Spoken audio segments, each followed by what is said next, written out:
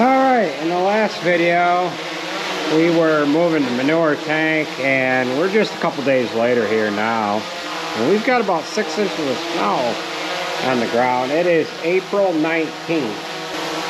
Just kind of show you, I don't know if you can see the date on the phone there or not, but it just goes to show you what the central New York weather is like here. As far as how it changes here in just a couple days time. So we'll go ahead and just kind of fly around the farm here. Everything's kind of pretty all in white here. You can see the trees are covered in snow around my house. We'll just kind of fly over the bunks here, and the boys have been moving manure here at a pretty good rate. The lagoon has been dropped about 3 feet or so. I need to adjust the camera here a little bit, see if I can't get some better color here. It's kind of hard with the massive white background here, but as you can see, the lagoon has been dropped a few feet. So we'll just kind of do a flyover here of the farm. And Jacob is actually defacing corn silage right now over in the conventional silage bunk. We're over the top of the BMR bunk here now. And then he's got high moisture corn over here on his right side. So like I said, we've got about 6 inches of snow on the ground. We're only supposed to get 2 to 4 inches. We won't haul any manure until late tomorrow afternoon, or until after this snow actually melts here.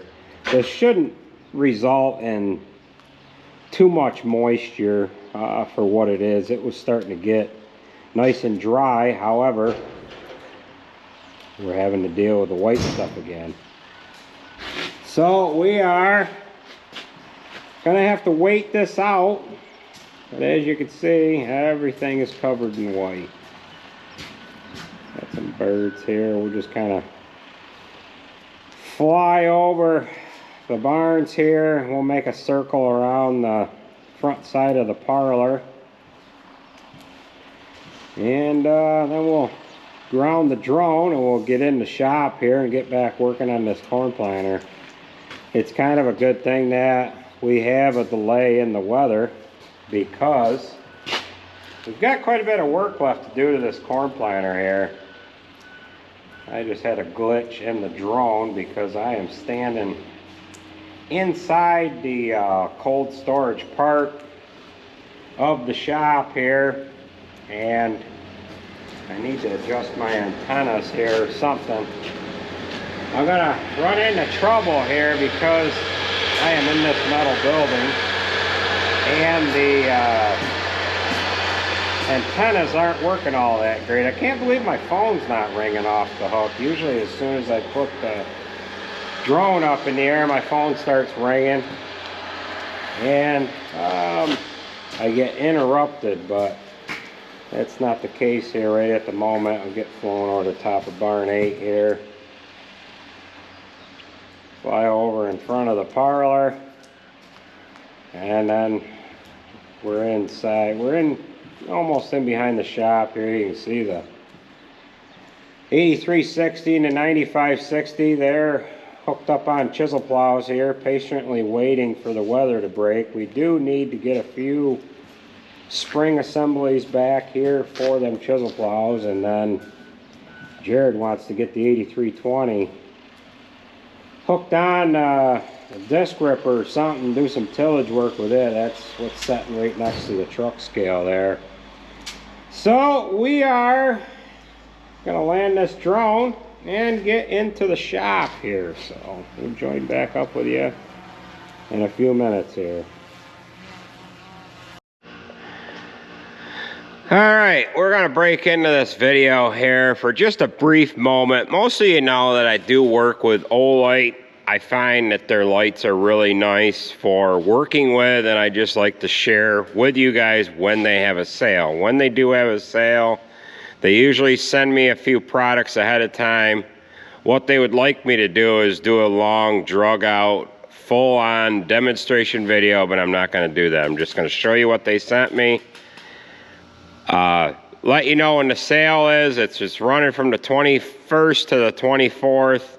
If you click on the link in the description, you can get all the particulars on what they have to offer for this month. And then if you use discount code AndyFFF, you can get 10% off all of the non-sale items. Now, the first item here is an i3T. This flashlight here runs on 2 AAA batteries, and this light would work good for somebody that wants to carry something in their work shirt front pocket. This would fit down in there nice. It has a clip on it. The second one that I want to show you here is a Warrior Mini 2. This would work good as a pocket flashlight. It's really bright. I carry one similar to this. It's a little shorter than this. This is a rechargeable light. It has a magnetic USB-C charger that you can put on the light to charge the flashlight. And then the third one I want to show you is the Olight pen. This is also, not only is it a pen, but it is it's got a little flashlight up on the pocket clip here. And then it also has a laser pointer on the end of it. It's just a green laser pointer. I don't know if you could see it on the press there, but I just wanted to bring these to your attention. Thanks for bearing with me. Click on the link in the description, get all the particulars, and now we're going to roll into the rest of the video here. Well, we are back to the same old project here. When we left off in the last video, we had gotten you up to the point where we were hooking in the wire harness, going to be starting the wire harnesses and the hoses. Sarah ended up getting all the closing wheels on, so all the bulky stuff is on the planter. We're just going down through now, hooking up the wire harnesses for all these different control modules that are going to turn on and off, turn the fertilizer on and off. Now, we had discussed in the last video that we had no way of controlling the fertilizer on this. When the planter was down, it was putting fertilizer on all 16 rows up front in the 2x2 fertilizer openers. Now, 2x2 stands for 2 inches down, 2 inches off to the side of the seed. Now, this fertilizer system, we could have done it one of 2 ways. Either the way we're doing it now, or we could have ran a fertilizer unit right on the seed, or spray it beside the seed, going through and in front of the opener, or in behind it. I think it was actually in front of it. There's a little tube that you could have dropped down, but it's just going to basically drop the fertilizer on top of the ground. Now, this has a shutoff for each row like I was talking about, and then what the wire harness is doing is it's going to run the shutoffs, and then it's also going to monitor the amount of pressure, and that'll calculate over into the amount of product that we're actually putting down. So we're just getting done with the wire harness for all of the different valves. There's 8 of them on here. Each valve does 2 rows. There we go. We're repeating ourselves again. And we've got to hook up the main harnesses here coming down into the actual controller for the fertilizer pump itself. There is also a manifold on here that you can, when it comes time to winterize this pump, we don't have the line hooked up from the tank. They didn't send us a hose barb. So in the winterization kit, they give you small hose barb to put on here to drop down into a bucket of solution. You use the air that's on board in the air compressor. That air compressor's got an air line coming out of the side of the compressor over into this valve here. You turn this ball valve on so it pushes air into this unit here, and then you turn this one on, and then what it will do is it will actually exit air out down through here, and it'll suck product in through the unit, and it'll draw fluid into this here so that you can winterize the get all your fertilizer out of the lines and get the the product of whatever you're using for winterization product drawn into the unit itself. So we've got some other small harnesses that we have to find here. We've got to get them on there, and then what we'll be doing is, well, just following the directions, I guess. So once we get into the next phase here, we'll be sharing with you what the next step is. Getting all them in their corresponding spots. I've got to loosen up that, you could do it. You could loosen up these on the other side, turn it. That second one or fourth one or something is hitting. So we are going to keep at it here. Well, we're starting to see some table space here freeing up over in the parts area. So we have a few harnesses installed already. We're just kind of following the directions as we go. We had this unit to put up on there. There's a breaker fuse panel there. A lot of wiring hooking up to that bracket. Then we've got a control unit over here on this side that we just installed, and I did not think it was going to fit in there. It just barely fits underneath that vacuum tube. Again, the directions don't show the vacuum tube, so here I am concerned about maybe the CCS planter being different, but that just fits in there. We have a Ethernet antenna bar on there that I had to weld to the air compressor framework. The air compressor was mounted back here on the main frame rail. We put this 300-gallon tank on there so that we could put an in-furrow product on. Therefore, we had to move the compressor to a bracket up on the front side. So with this tank here, we had to have a spot for our Ethernet antenna. So we actually put that bracket up in the middle there, and it's just kind of flying above the tanks there. So we've got some wiring hooking up to that, coming over to these two boxes, electrical controllers, if you will, that are mounted there.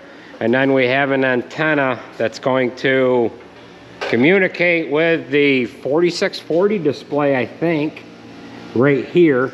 And that is also hooking to that Ethernet box. Sarah is actually hooking up the in-furrow tubes. I ended up ordering new seed firmers from Schaefer. She's on her fourth one here now. And what she's doing is mounting the little seed firmer to the seed tube. And then she's hooking up the in-furrow fertilizer line. And then we're using a little Y tip on the end of the hose, and then that's spraying either side of the seed trench. And then the whole idea of the seed firmer is this is sitting in the planter like this, you got the opener disc on each side, and then as you're planting along, the seed tube, or the seed is coming down this tube here. It hits the seed trench, and the idea of the firmer itself is to kind of hit that seed to knock it down in the position that it needs to be knocked down in. The whole reasoning behind putting a lot of what we're doing on this planter is to minimize the ricochet effect, if you will.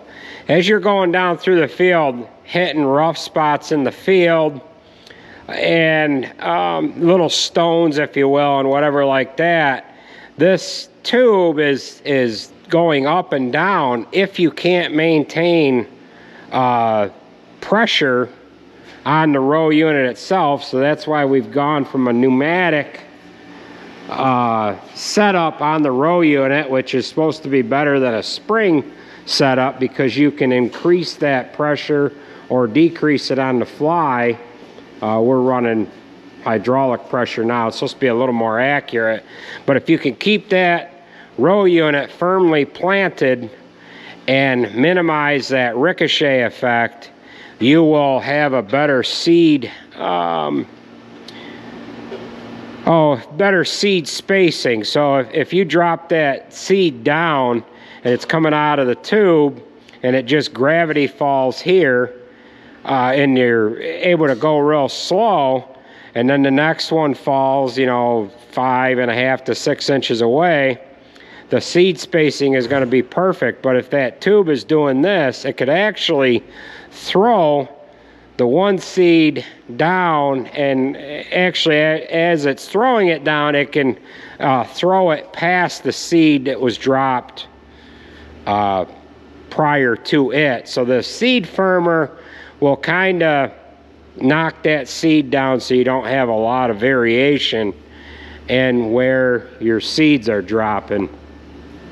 So that's what she's working on, and I'm slowly getting some of this wiring hooked up. I did have one harness that was not numbered, and I had to go farther ahead in the directions here. This AA105844 wasn't labeled, so I had to go farther ahead in the directions here to AA105850, put that on, and then match the corresponding ends to this harness here to come up alongside this right hand side of the corn planter. Now, I don't know if this is labeled on purpose or not, but it says here right hand side harness bracket, and then you go a little farther forward and it says something about draft tube to the PTO draft tube harness A, labeled EPG left wing. So I'm not sure why that's labeled that way, but I made a note here that maybe our terminology is wrong, or might have something there. We can kind of source this down the road if we have a problem when it comes time to fire up the planter here. So I'll kind of show you what things kind of look like on the front of the planter. What I'm starting to worry about is having enough area for all this wiring to lay. We've got a lot of stuff hanging down here that we need to get tied up once we get a little more of it on there, because you got to keep in mind this planter has to fold, and when it folds it has to have some length installed in the hoses or the wiring here, if you will, so that it can fold without ripping the wires apart. So this is the harness here that was not labeled. No labels on it anywhere, so we had to just go through all of our wire harnesses and do a process of elimination, if you will, in order to figure out what harness we were supposed to use. So I'll kind of show you Sarah's process here with these seed tubes. This one we showed you already, and then she's just having to put the pieces all together here, and these gray tubes here come up through the little rubber cover that goes over the top of the hopper frame itself, and then we'll bring these tubes up through here and we'll hook a coupler onto it, and then we'll run our hoses over to where we're going to have the pump unit that's sitting on the floor here. What I need to do is get that mounted. That was mounted in this location here. All right, we are pulling the main harness in right now. I figured I'd get the camera out to show you how miserable this is. We're going to tape some wire plugs together as we pull them through. And we'll let you guys get a little look-see as how this is going to go in together. We're trying to make sure we've got the appropriate plugs on each side of the planter. And the boys are doing a service on the 9410. So we're going to muscle this in there. Started to realize that maybe pulling this through would be easier if we had like a sock to go over these plugs, and then just pull the stuff in. All right, so I got to see what's staying and what's going here.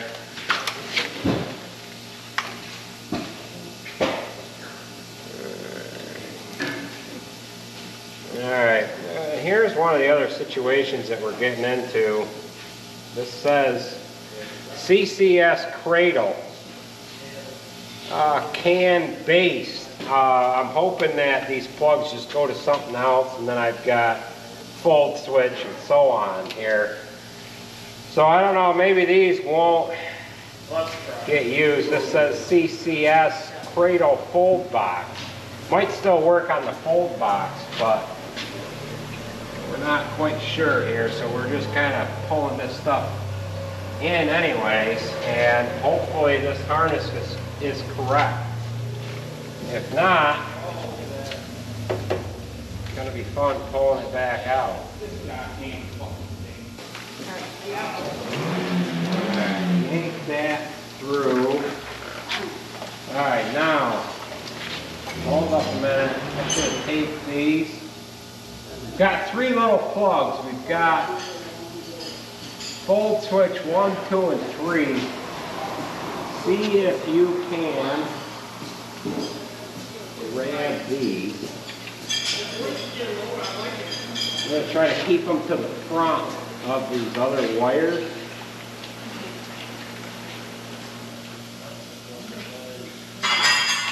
Two of them.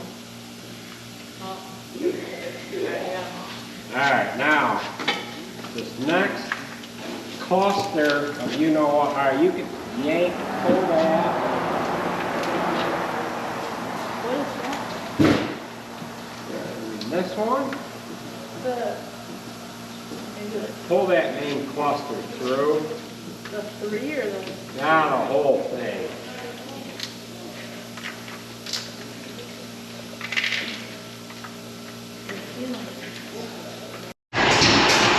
Well, we gave you a glimpse of the struggle of putting this main wire harness, the backbone harness in there, and I'm hoping that we've got everything in the right spot. Now we've got a bunch of plugs that we kind of have to join together with everything here. We'll have to pay close attention to what we're plugging in.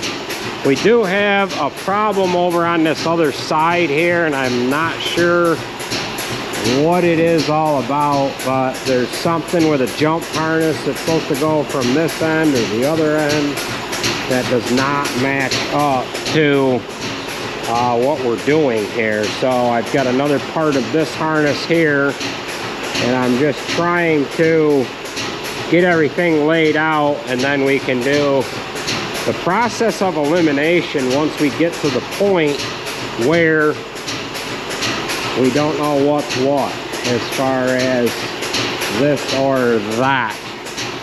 So we ended up pulling the shroud off of the main valve body here. We got that removed. We'll have to get that back on there. I think we might have to get into some of these solenoids anyways, so I need to get into the instruction manual here and see how everything goes here. We've got the wing harnesses on for each row unit, the 6 row units on each wing, and I've got to find the harness for the center 4. We do have part of a harness over here that goes to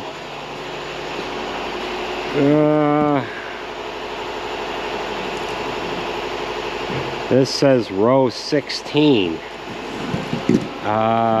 Thought there was a 19. 18. We've got an 18 here. And this might actually be for the center row. I'm not sure. That's the only ones that we have left, so it's gotta be.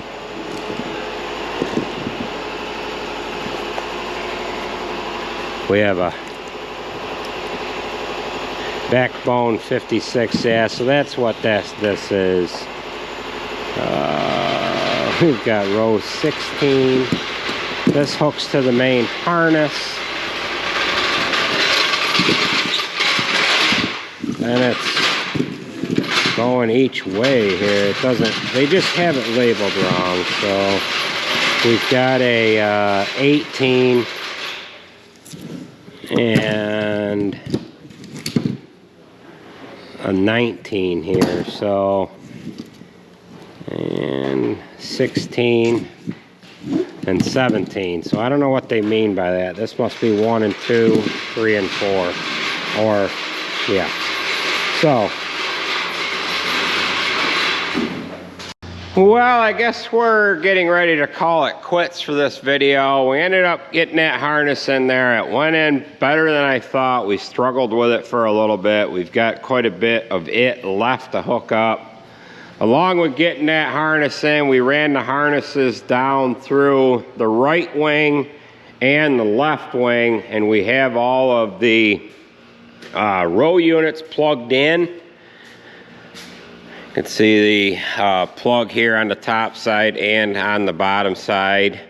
Along with getting that wire harness in, Sarah ended up getting all of the seed firmers on. You can kind of see the little orange firmer there in between the gauge wheels. Now, we had that one wire harness that had rows 16 through 19 on it. We used that harness on rows 7 through 10. It has a splice in the middle that allows it to hook into the main backbone harness. I'm hoping that it doesn't screw up the computer. I don't think it will.